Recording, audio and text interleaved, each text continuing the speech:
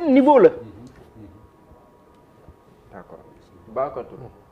complot bi ñu siy tudd ay hauts responsables ay ñoo xam ne nii de haute personnalité de la République dont le général Moussa Fall bi nga xam te ni xam nga ko mais bu àggee foofu yi tamit ndax laajul beneen taxawaay au-delà de l'affaire du viol que ñu dem tam si beneen niveau boo xam ne nii ñu ngi accuser ay nit de haute personnalité ñu war ko mën a leeral. waaw xam nga Cheikh Ousmane wax na léegi je pense que Cheikh Ousmane moo ko waxoon wala non. Pape Assane moo ko wax en un moment il faut que président Macky Sall mu décider nii il faut mettre un terme à ça mais pour que nga mën a mettre un terme à ça moom la Aliou Ndiaye wax léegi il faut que nga nekk lucide il faut que nga def un travail de soi nga la maîtrise d'abord de soi tey ñaar ñi ñëpp que ça soit Ousmane Sonko que ça soit l'autre camp mooy camp Macky Sall loolu dañu ñàkk li ñu wax la rationalité xam nga lu tax ñu ñàkk ko parce que Ousmane Sonko à force de créer coûte que coûte bëgg ko faagagal bëgg ko éliminer dafay créer benn sentiment de ci moom boo xam ne dafay commencer nekk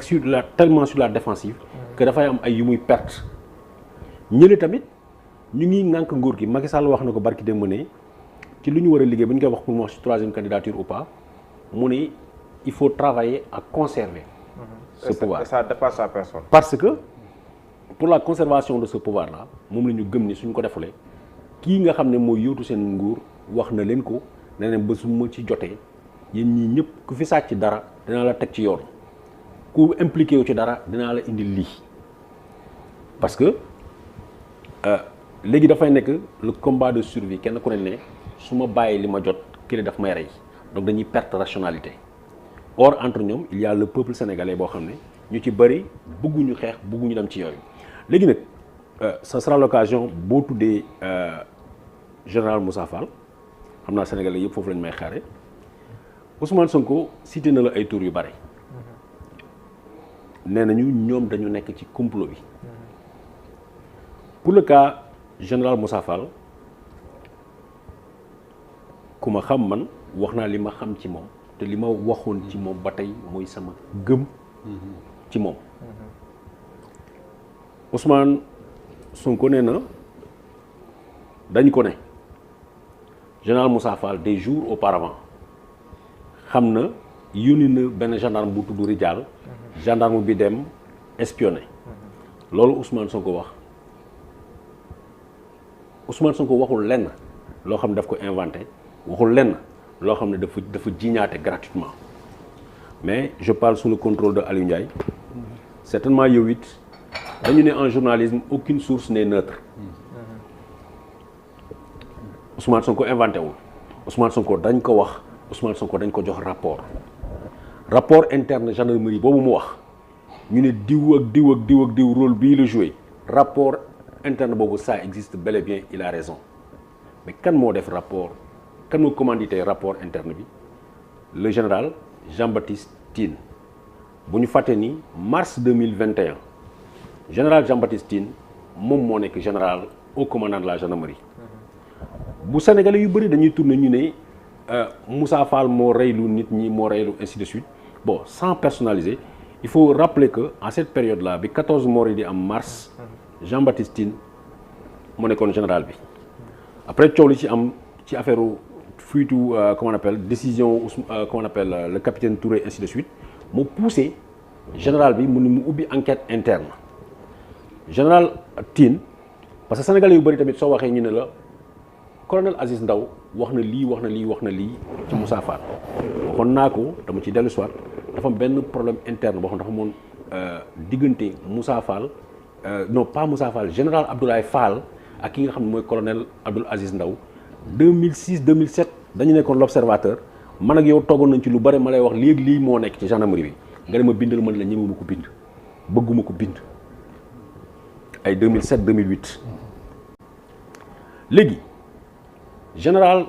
comment on appelle colonel Abdoul Aziz Ndaw dafa jotee ak ki nga xam ne mooy général Abdoulaye Fall dafa amoon ay ñu doon ñoo nga xam ne ils étaient fidèles c'est des ces hommes parmi eux il y a Moussa Fall loolu la colonel Abdoul Aziz Ndaw dans son livre mu décrire Moussa Fall mu ne bokk na ci nit ñoo xam ne ils sont dangereux, ils sont capables de tuer. Parce que moom à un moment il a pensé que li ko indil tous ces problèmes là la gendarmerie ñii la ki nga xam ne mooy général Tine bi mu jëlee au commandant de la gendarmerie, général Tine c'est l'ami intime de Aziz Ndaw. À l'état-major gendarmerie mun naa ne le général Tine, colonel Aziz Ndaw c'était son conseiller pratiquement numéro 1 kenn mënul dem état-major gendarmerie booba dafa fekk colonel Aziz Ndaw, c'est-à-dire Aziz Ndaw a été écarté en tant que colonel depuis 2014-15, mais avec le retour du général Tine il était entré dans les grâces. boobu Moussa Fall il était le numéro 2 de la gendarmerie. dama bëgg nit ñi ñu déglu ma ak xel. il était le commandant de la gendarmerie territoriale. waaw baal ma de colonel Abdoul Aziz Ndaw ana mo actuellement. mu ngi si ay mission. non maanaam mi ngi biir effectif gendarmerie. déedéet non moom génne nañ ko effectif gendarmerie depuis ay 2015 année yooyu waaw Abdoul Aziz Ndaw Abdoul Aziz Ndaw moo nekkoon numéro 2 gendarmerie au commandant en second. général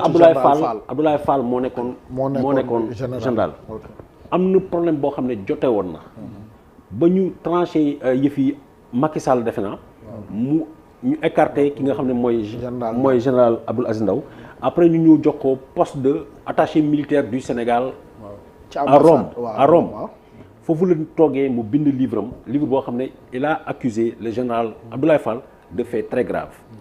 mu accusé Moussa Fall de faits très graves mais dans quelques phrases surtout mu ne Moussa Fall est capable de tuer. foofu la ñu yem bi général Tine ñëwee jël pouvoir bi xaritam ba jege na ko. Moussa Fall en cette période là ku waxal sa bopp sa diggante ak sa borom suba booy tëdd suuf Moussa Fall il était gouverneur du palais. Non, pas gouverneur du palais, ça aussi c'est une erreur. Il était commandant de la GT, la gendarmerie territoriale basée à Colobane. Daoudou Diop moo nekkoon gouverneur militaire bu palais. mais général Moussa Fall nekkoon na gouverneur du palais. nekkoon na ko fa la jógee dem GT. dem GT. léegi bu mu nekkee GT moom mooy commandé woon gendarmerie territoriale. donc la section de recherche ak yooyu sous ses ordres lañ nekkoon. mais pratiquement il y a des choses qui se faisaient sans que moom mu yëg ko apparemment parce que ki nga xam ne mooy au commandant de la gendarmerie mooy Tine son conseiller principal kenn la koo xam ne mën nañ ne noonu Moussa Fall la. te kooku bindu na ci livre Moussa Fall yàgg na. foofu lañ toll mais mars 2021 ak tout ce qui s'est passé c'était avec le général le général Tine et le général Tine il avait parmi ses conseillers le colonel Aziz Ndaw. Ensuite il y a eu ce qu'il y a eu dans la gendarmerie ba moom ñu relever général Tine li tax ñu relever ko xamuma jëmuma ko sax xam mais il y a eu un rapport interne boo xam ne général Tine commandité na ko mu laaj affaire bi naka la xew parce que lan moo indi coow bi nga xam ne capitaine Touré doon na ko wax ne dañ ko bëgg a rey parce que capitaine Touré dafa alerté léegi am na ay nit yu koy suivre ainsi de suite kenn jëlu ci mesure général Tine jël ubbi enquête ci enquête boobu entendre nañu ñëpp ñu entendre si gendarme boobu tudd Rijal mu ni des jours auparavant wala 15 jours avant kii di général Moussa Fall bu nekk GT gendarmerie territoriale fële nga xam ne mooy Colobane yónneewoon na ko pour mu dem tel endroit mooy Suite Spa Beauté d'ailleurs Ndeye Khady wax na ma ni ñëwoon na ci kër gi ba mu koy def mu mel ni comme Baye Fall bu yalwaan mu may ko ndox wala yu mel noonu maajal mais dugg na pour mu def repérage mu génn mu dem ne ñi nga xam ne ñoo ko yónnee mu ni leen kër gii ma gis li ñuy wax mënu fa nekk parce que c'est une maison boo xam ne famille fa dëkk ak ay doom donc mënuñu fa séquestrer parce que loolu moo lay wane encore à décharge pour le général Moussa Fall bu fekkee ne moom dafa am information parce que Moussa Fall ku ko xam ne renseignement nga xeeb renseignement militaire loolu mooy forum donc moom yëg na ni wala dégg na ni ñu ne am na quelque chose qui se préparait parce que Ousmane mi Touré nee na la yëg na ni quelque chose qui se préparait Gabi Sow nee na 15 jours auparavant recevoir na ki nga xam ne mooy Adji Sarr ainsi de suite donc Moussa Fall en tant que quelqu'un du renseignement pouvait entendre ni y a quelque chose qui se prépare anticiper mu jël kenn ci ay nit ñu mu wóolu mooy Rijal kooku gendarme la mais boo ko gisee dreadlocks ay Baye Fall la def mos naa ko gis section de recherche mu dem mu dugg ci kër gi nee na bu mu ñëwee dafa leen wax ne lii mënu fa am donc ci li nga xam ne xam nañ ko la responsabilité de Moussa Fall ci li ñu wax ça s'arrête à ça dafa yónnee Rijal pour mu dem mu espionner mu xool mais bu fekkee ne Moussa Fall dafa bokk ci ñi nga xam ne ñoo tëgg complot bi kon du ko wax ni am na ku ñu séquestré demal xool da nga koy naan naka la ñuy préparer pour ñu daaneel waa ji ça veut dire ku waxal sa diggante ak sa yàlla quoi daf ko ne demal nga xool ci li nga xam ne moom la rapport bi wax ci li nga xam ne moom la Ousmane Sonko wax léegi def nañ enquête interne boo xam ne général Tine moo ko commandité laaj nañu capitaine Touré mu wax laaj nañu Mbeng mu wax laaj nañu ñëpp ñu xalaat ni impliqué nañu ñu ne Rijal wax na leen Moussa Fall mu yónnee mais sama gars yi xanaa boo ma nee Babacar Touré mu yónnee te Babacar Touré nekk fii est-ce que war nañ ma entendre wala entendre ñu ma wala duñu ma entendre. war na la déglu. Moussa Fall n'a jamais été entendu dans ce fameux rapport là. Moussa Fall n'a jamais été entendu dans le cadre de ce rapport là et ce rapport va se retrouver entre les mains de Ousmane Sonko mais aussi entre d'autres mains. Je reviens toujours à celui qui a fait fuiter ce rapport avait intérêt à ce que ce rapport soit lu parce que il a intérêt à ce que ce document-là soit fuité parce que bu fekkee ne moom nit ki fuiteloo rapport bi dañ ko ci tudd moom ñu wax ko ne def na ci dara rapport boobu du ko génne moo tax ma gëm ni ma ni leen man Babacar Touré en tant que journaliste su ma déggee benn affaire am na fii ma dem di enquête wala ma yónni samay nit ñu seet su ma si waxee ak su ma si waxut est-ce que ça veut dire que bokk naa ci parce que information bii tey mooy waxu rapport bu fuité man yëg naa ko yàgg na waxu rapport bi luñ ci lire nit liiral na ma ko man ci téléphone ma ne ko lan mooy la déclaration de Moussa Fall mu ne ça n'existe pas dans ce rapport alors man dama bëgg ñu utiliser suñu xel ñu fonctionner est-ce que mën nañu incriminer duñ ko innocenté duñ ko incriminer ci loo xam ne kenn dégluwu ko ca man li ma wax masuma wax ni bon boole ci fi may beneen chose bu importante démb bi ñu ñëwee interpeller les gardes du corps de. mooy le prochain point. d'accord li ma bëgg fi ma xaar ma pare foofu. Ce qui est important c'est que en tant que waxuma la sax en tant que citoyen mais kenn koo xam ne renseignement mooy sa liggéey nga dégg ay bruit ci réew da nga war a dem nga seet ça s'arrête là pour ci li ñu génnee yëpp mais nag li nga xam ne conception bi nga xam ne nit ñi jël nañ ko nee nañu dellu leen ngeen déglu li général li colonel Abdoul Aziz Ndaw wax ci Moussa Fall. Mais kan mooy colonel Aziz Ndaw personne n'a jamais cherché à savoir quels étaient les rapports qu'est-ce qui est à l'origine de cette animosité ou de cette agressivité général colonel Tine colonel Aziz Ndaw nee na non il a dénoncé des faits qui sont à la gendarmerie mais man am na lu bëri loo xam ne xamoon naa ko ci li xewoon jamono jooju waxuma ko mosuma ko tudd kii mës naa ñëw ma woo ko ma wax ko ce qui s'est passé j'ai rendu compte de ça léegi nag est-ce que tey nee nañ ma Diallo reykat nit la dëmm la ak affaire yooyu day tax man ma xam ni Diallo j'ai eu de bons rapports ak Diallo xalaat naa ni au-delà de mon rapport gis naa Diallo rapport bu mu am ak waa Seneweb est-ce que man war naa noppi ma ne non du Diallo nit ku bon la mbooloo mi nee na nit ku bon la man ma ne nit ku bon la man Touré du ma def loolu lu ma xam laa wax d'accord Diallo dafa mu woon laaj non bàyyi dem si c'est important maanaam bu ma dégloo lépp parce que je veux li Babacar développé mooy su fekkee dégg naa baax quoi mooy daanaka yëf yi dañ ko utiliser ci benn règlement de compte bu jiitu loolu lan la ñu règlement de compte maanaam rapport beeg yooyu daf ci am ñoo xam ne dañ ci régler seeni compte à l'interne loo xam ne jiitu na ay suite booteeg yooyu dafa am guerre boo xam ne ok loolu laa bëggoon quoi maanaam yàgg na waaw au sein de la gendarmerie loo xam ne yàgg na mu am ñoo xam ne seen carrière arrêté wu na ci Rijal si boppam ba fekkee ne boobu mu ngi wax ak Ousmane Sonko daf ko ne général Moussa Fall ku jub la ku juste la ñu bëri ñu ngi koy xeet ci biir gendarmerie parce que dafay arrêté li nga xam ne mooy corruption ak ñi nga xam ne jubuñu ñooñu ñoo koy xeex ñoom ñoo ko bañ gannaaw bi mu ko ne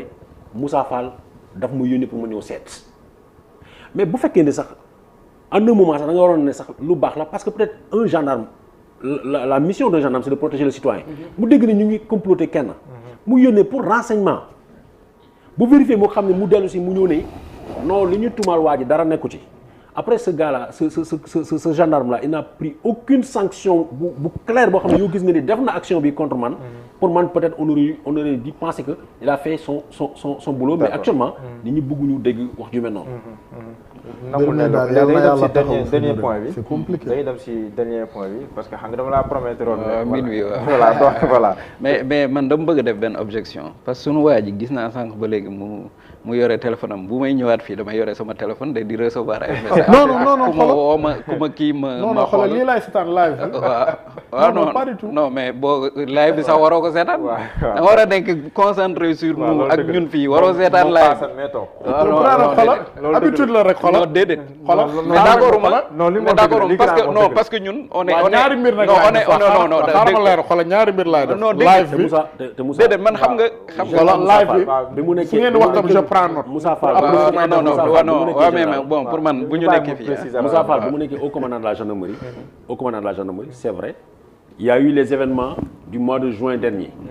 17 juin notamment. Ainsi de suite. C'est sous son commandement. En tant que chef suprême des comment on appelle de haut commandant de la gendarmerie, c'est pendant son commandement que il y a eu des événements yoo xam ne ça a conduit à des morts d'hommes kooku kenn mënu ko miis mais bu leen fàttali tamit mars 2014 ñu rappelé ko toujours sénégalais ñu fàttali ko général Tine moo fi nekkoon. mars 2021 il y a eu 14 morts. 9 personnes ont été tuées en zone gendarmerie et il n'y a jamais eu d'enquête. Il n'y a jamais eu d'enquête, jamais eu de rapport d'enquête sur les 9 personnes. 5 ont été tuées à Bignona, 4 ont été tuées à Diaobé. C'est en zone gendarmerie. Or, pour quelqu'un, quand il a aimé la République, il a défendu les Sénégalais, je parle du général Tine. Si nous avons un nit mel non ci sa zone de compétence, le minimum c'était d'ouvrir une enquête si tel est que la patrie moo la jaral lu nekk voilà. Pendant le règne du général Moussa Fall, oui, benn nit bu gaañoo sax c'est un regret. Il y a eu 3 morts le 17 juin. Voilà. Et pendant l'autre avec le général Tine qui était conseillé spécialement par Abdoul Aziz Ndaw, le colonel Abdoul Aziz Ndaw, qui est l'auteur des fameux livres, il y a eu 14 morts, donc 9 morts en zone gendarmerie boo xam ne kenn leeralu ko. D'accord. L'objection bi bu woon def. Non, objection bi wax naa ko. Je suis pas d'accord avec ce qu'il fait. On est dans un débat donc il doit pas y avoir d'intrusion extérieure. Non, il y a pas d'intrusion. C'est le dernier tour de table. L'arrestation